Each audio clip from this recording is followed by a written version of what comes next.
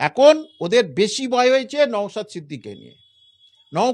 নওশাদ সিদ্দিকী এখন ওদের কাছে জলাতঙ্ক রোগের মতো হয়ে গেছে, যে করলে এই লোকটা কিছু একটা করতে পারে। তাই আমি বলবো নওশাদ ভাইকে ব্যক্তিগতভাবে বলবো, আপনার চ্যানেলের মাধ্যমে সংখ্যালঘু ভাই বোনদের এক করুন। আমি শুভেন্দু বাবুর মতো নাম বলছি না সব হিন্দু এক হও, একেবারে বলছি না।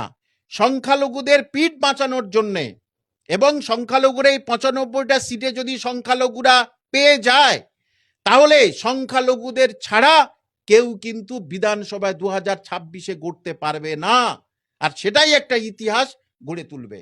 সেই ইতিহাস আমি বলবো নওশাদ ভাইকে দিয়ে সেই ইতিহাসের উদ্বোধন হোক।